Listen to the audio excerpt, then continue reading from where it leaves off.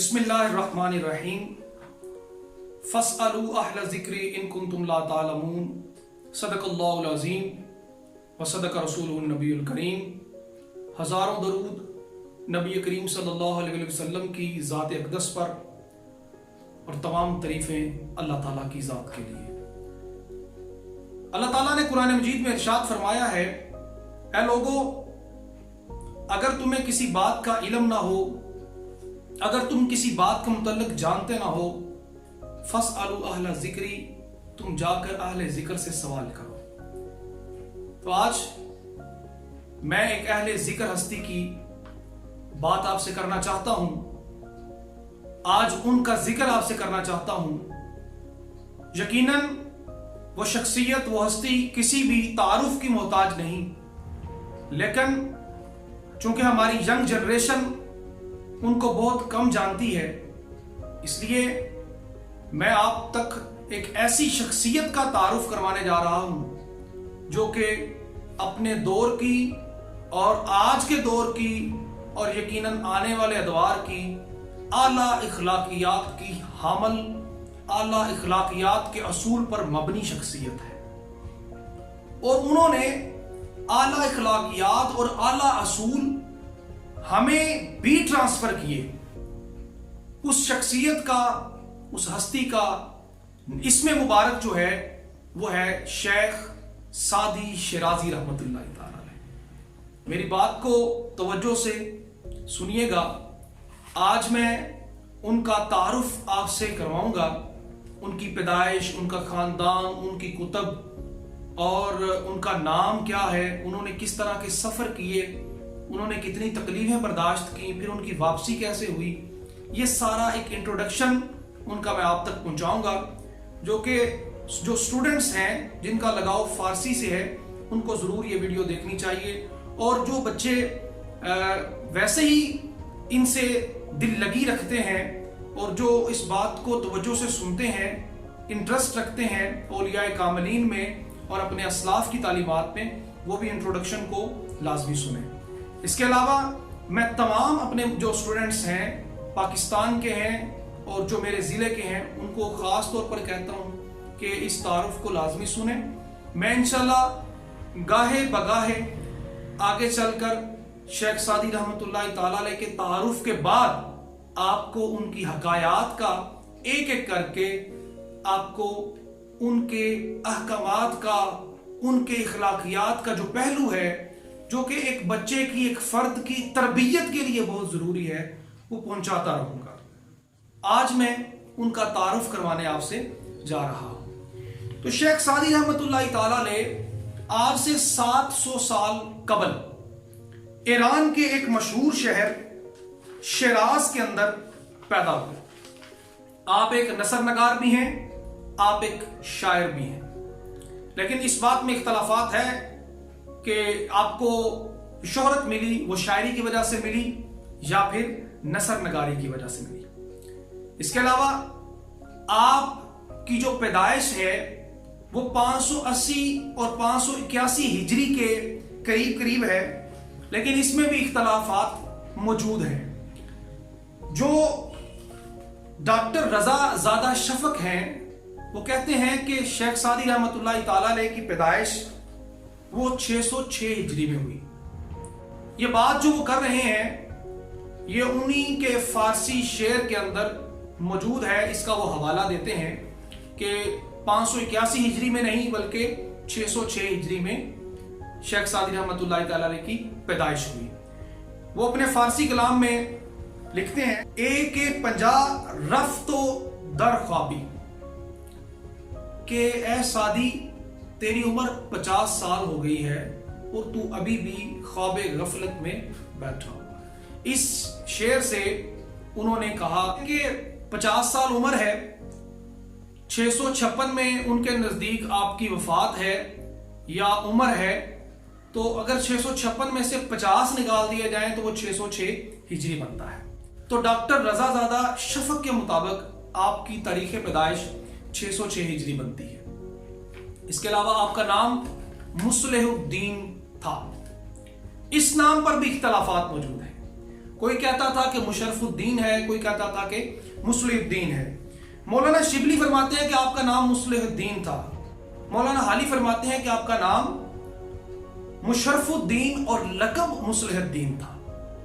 اب اس سے آگے چل کر پروفیسر ای جی براؤن وہ کہتے ہیں کہ آپ کا مکمل نام مشرف الدین بن مصلح الدین عبداللہ تھا، اور تقریباً یہی نام تاریخ کے اندر زیادہ مرتبہ درست ثابت ہوا کہ مشرف الدین بن مصلح الدین عبداللہ یہ آپ کا پورا نام ہے۔ آپ کا جو تخلص ہے وہ اس وقت کے حکمران سعد بن زنگی کے نام سے ہے، کیونکہ اس وقت کے علماء کا، اس وقت کے جو نثر نگار تھے، شاعر تھے، وہ اپنا تخلص کسی بھی حاکم یا کسی بھی اعلیٰ شخصیت سے جوڑتے تھے، تو شیخ سعدی رحمۃ اللہ تعالی علیہ نے اپنا تخلص سعد بن زنگی کے نام سے رکھا، جس کو بعد میں شیخ سعدی کے نام سے جانا جانے لگا۔ اب بات ہے ان کے خاندان کی۔ آپ کا تعلق عرب خاندان سے ہے جو کہ حجاز مقدس سے سفر کر کے ایران میں تشریف لائے۔ آپ کے والد مصلح الدین عبداللہ مکہ کے رہنے والے تھے، مکی عرب تھے۔ آپ اپنے حکایات میں اور اپنے اشعار میں اکثر یہ واضح فرماتے ہیں کہ میرا تعلق حضور نبی پاک صلی اللہ علیہ وسلم کی صاحبزادی حضرت فاطمہ سے ہے، اور میرا نسب بھی انہی سے ہی ہے۔ آپ کے خاندان میں زیادہ تر علماء دین ہیں۔ آپ اپنے شعر میں فرماتے ہیں، ہما قبیلہ من عالمان دی بودند، میرا معلم عشق تو شاعری آموخت، کہ میرے خاندان کے تمام لوگ وہ عالم دین تھے، لیکن مجھے تیرے عشق نے شاعری سکھا دی۔ آپ فرماتے ہیں مجھے تیرے عشق نے شاعری سکھا دی، اور وہ عشق کس کا ہے؟ وہ عشق مصطفیٰ ہے، وہ عشق خدا ہے۔ آپ کے والد محترم آپ کے بچپن میں ہی دنیا سے رخصت ہو گئے۔ اس کا تذکرہ بھی آپ اپنے ایک فارسی شعر میں کرتے ہیں۔ آپ فرماتے ہیں، مرا باشد از درد طفلاں خبر، کہ در طفلی از سر برفتم پدر، کہ مجھے بچوں کے دکھ درد کا علم ہے، کیونکہ بچپن میں ہی میرے باپ کا سایہ سر سے اٹھ گیا۔ تو آپ کے والد آپ کے بچپن میں ہی دنیا سے رخصت ہو گئے تھے۔ آپ کی والدہ محترمہ جو ہیں وہ ایک رئیس خاندان سے تعلق رکھتی تھی، ایک صاحبزادی تھی، نیک خاتون تھی، اور آپ کی جوانی کے عمر میں انہوں نے اس دنیا سے پردہ کیا۔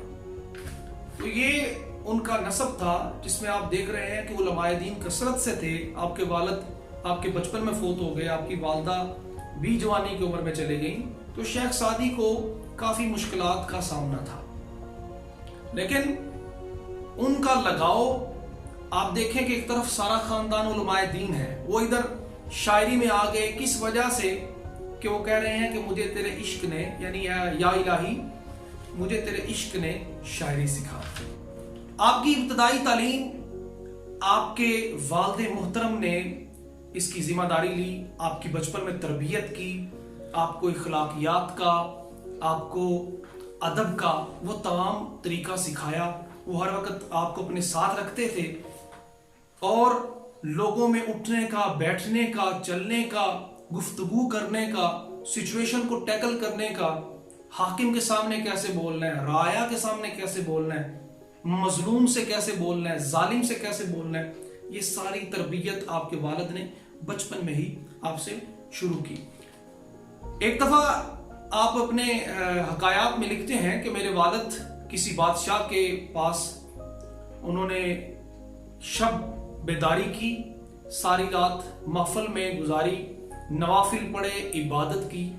تو شیخ سعدی رحمۃ اللہ تعالیٰ علیہ چونکہ بچپن تھا، انہوں نے دیکھا کہ ہم عبادت کر رہے ہیں، میں اور میرا والد ساری رات عبادت کرتے رہے ہیں، لیکن ساتھ ہی لوگ سوئے پڑے ہیں، ان کو کوئی خبر نہیں۔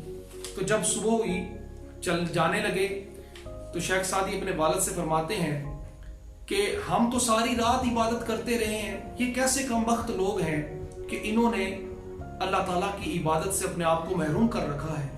تو آپ کے والد نے آپ کو وہاں نصیحت کی کہ بہتر تھا، آپ نے فرمایا کہ بہتر تھا کہ تو بھی ان کے ساتھ سویا رہتا، نہ کہ اب تو ان کی کمر کے پیچھے ان کی غیبت کرے۔ تو یہ تربیت تھی جو بچپن سے ہی آپ کو ملی تھی۔ شیخ سعدی رحمۃ اللہ تعالیٰ علیہ اعلیٰ تعلیم کے لیے آپ نے دور دراز کا سفر کیا، کیونکہ شیراز کے اندر جس دور میں آپ پیدا ہوئے کافی اختلافات تھے، لوگ لڑتے تھے، جھگڑتے تھے، حکمرانی کے لیے لوگوں کا ہر وقت ذہن تھا کہ کوئی نہ کوئی زبردستی جیسے بھی ہے حاکم بن جائے۔ تو آپ نے شیراز سے دور دراز کے علاقوں میں اعلیٰ تعلیم کے حصول کے لیے سفر کیے۔ آپ کا جو پہلا سفر تھا وہ شیراز سے بغداد کی طرف تھا، کیونکہ بغداد اس وقت ایک عظیم درس نظامی کی ایک جگہ تھی جہاں پر تمام لوگ دور دراز سے وہاں پر اکٹھا ہو کر علم سیکھتے تھے۔ آپ نے بھی بغداد کے مدرسہ نظامیہ میں تعلیم کا آغاز کیا۔ آپ نے جن جن اساتذہ سے وہاں فیض حاصل کیا، تعلیم حاصل کی، حکمت سیکھی، ان میں سے چند ایک کا ذکر آپ نے اپنی کتابوں میں کیا ہے، جن میں ابو الفرق عبد الرحمن ابن جوزی رحمۃ اللہ تعالیٰ علیہ ہیں۔ حدیث کے اور تفسیر کے آپ اپنے زمانے میں امام ہیں۔ اس کے علاوہ صوفی شاعر شہاب الدین سہروردی، آپ سے آپ نے روحانیت، معرفت اور قرب الہی کا وہ سلوک کے منازل طے کیے۔ ابو حامد الغزالی، عبد القادر سہروردی، یہ وہ شخصیات ہیں جن سے شیخ سعدی رحمۃ اللہ تعالیٰ علیہ نے فیض حاصل کیا، تعلیم حاصل کی اور اپنے سفر کو اس راستے میں جاری رکھا۔ اعلیٰ تعلیم حاصل کرنے کے بعد شیخ سعدی رحمۃ اللہ تعالیٰ علیہ نے اس دور کے فقراء کی طرح سیاحت کا بھی شغل اختیار کیا۔ سیاحت میں آپ رحمۃ اللہ تعالیٰ علیہ نے 30 برس تک سفر کیا۔ اعلیٰ تعلیم بغداد سے حاصل کرنے کے بعد آپ رحمۃ اللہ تعالیٰ علیہ 30 سال تک لگاتار سفر میں سیاحت میں رہے، لوگوں کو تبلیغ کرتے رہے، لوگوں کو حکمت سکھاتے رہے، جس میں آپ نے بڑے بڑے حاکموں کے پاس جا کر ان کی رعایا کے مسائل سنے، حاکموں کے اندر حاکموں کی محفل میں بیٹھے۔ اس کے علاوہ آپ حکایات میں اکثر دیکھتے ہیں کہ آپ نے رعایا، ظالم، مظلوم اور بادشاہوں کا بڑا ذکر کیا ہے۔ تو آپ نے لوگوں کو حکمت سکھائی، اخلاقیات سکھایا۔ جن علاقوں کا آپ نے سفر کیا ان علاقوں میں شام، فلسطین، حجاز مقدس، ایشیائے کوچک، شمالی افریقہ اور بعض حقائق میں ہندوستان بھی آئے۔ لیکن مولانا شبلی فرماتے ہیں کہ جو حقائقیں ہندوستان سے متعلقہ ملتی ہیں وہ خود ساختہ ہے۔ تو ہندوستان میں آنے کے آپ کے جو حقائق میں موجود اشارے ہیں وہ بہت کم ہیں، جس کی وجہ سے اس پر اختلافات پایا جاتا ہے۔ آپ نے اپنے 30 برس کے اس سفر میں 14 حج کی۔ یہ بھی ایک بڑی اعزاز کی بات ہے، بڑی مقدر کی بات ہے کہ اس سفر میں آپ نے اللہ تعالیٰ کے گھر میں 14 مرتبہ حاضری دی۔ اس کے بعد شیخ سعدی رحمۃ اللہ تعالیٰ علیہ وطن اپنے واپس تشریف لے آتے ہیں۔ بہت زیادہ سفر کرنے کے بعد، سیاحت کا مقام طے کرنے کے بعد، تکلیفیں اٹھانے کے بعد اللہ تعالیٰ کی راہ میں آپ اپنے آبائی وطن شیراز میں، ایران میں واپس تشریف لے آتے ہیں۔ جب آپ شیراز میں تشریف لاتے ہیں اس وقت آپ کی شہرت بلندیوں تک پہنچ چکی ہوتی ہے، اور شیراز کے اندر جو حاکم ہے وہ بھی انقلاب برپا کر چکا ہوتا ہے، اور سعد الدین زنگی کی وفات ہو چکی ہوتی ہے، اور اس کا جو بیٹا ہے مظفر الدین ابو بکر وہ حکمران بن جاتا ہے۔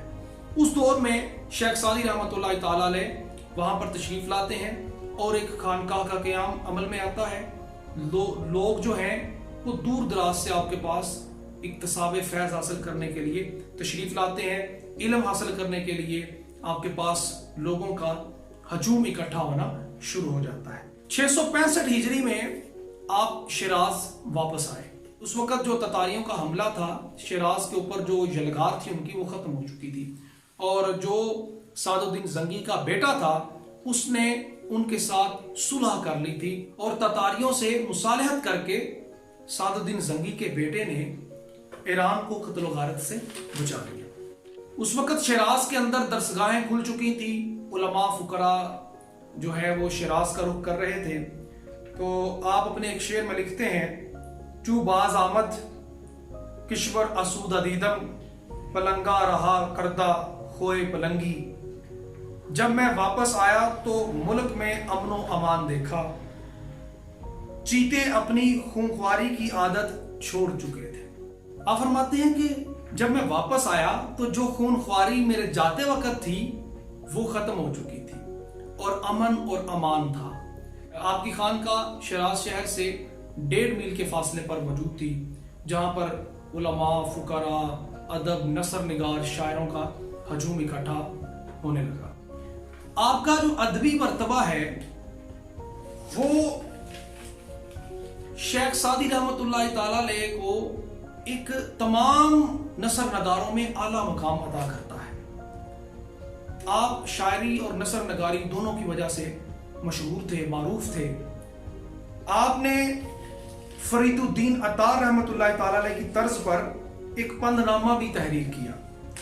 مشرق اور مغرب ہر جگہ پر لوگوں نے آپ کو تسلیم کیا، لوگوں نے آپ کے علم کا اعتراف کیا، یہاں تک کہ کئی زبانوں میں آپ کی کتابوں کا ترجمہ بھی ہوا۔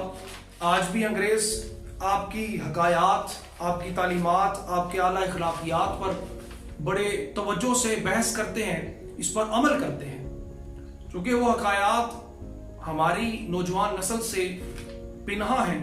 انشاءاللہ میں اس کو ظاہر کروں گا اور آپ لوگ توجہ سے سنیں گے۔ آپ کو فارسی کا ہارس کہا جاتا ہے اور مشرق کا شیکسپیئر کہا جاتا ہے، لیکن میں آپ کو بتاتا جاؤں کہ شیکسپیئر کا مقام، شیکسپیئر جو تھا وہ ایک ڈرامہ نویس تھا، انگریزی ڈرامے لکھتا تھا۔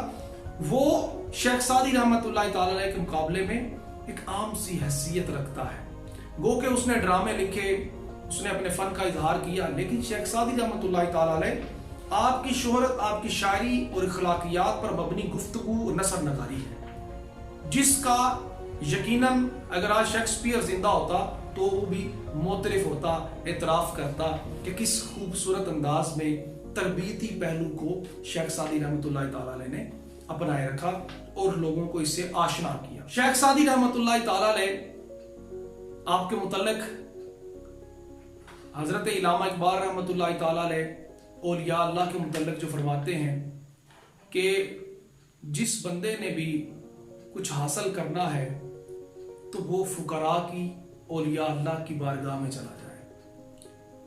کہ آپ فرماتے ہیں تمنا درد دل کی ہو تو خدمت کر فقیروں کی، یہ گوہر نہیں ملتا بادشاہوں کے خزینوں میں۔ آپ نے دیکھا ہوگا کہ اولیاء اللہ جس بھی لباس میں ہیں، وہ بہلول دانا کے لباس میں ہوں، وہ شیخ سعدی کے لباس میں ہوں، ان کے عمل سے، ان کی فکر سے ہمیشہ اعلیٰ اخلاقیات کا نمونہ ملتا ہے، اور اخلاق کی بنیاد پر ہی رسول کریم صلی اللہ علیہ وسلم کی ذات مقدسہ کو اللہ تعالیٰ نے پسند فرمایا، اور فرمایا ہے محبوب اگر آپ کا اعلیٰ اخلاق ان لوگوں کے سامنے نہ ہوتا، آپ سخت دل ہوتے، تنگ دل ہوتے، تو یقیناً یہ لوگ آپ سے دور چلے جاتے۔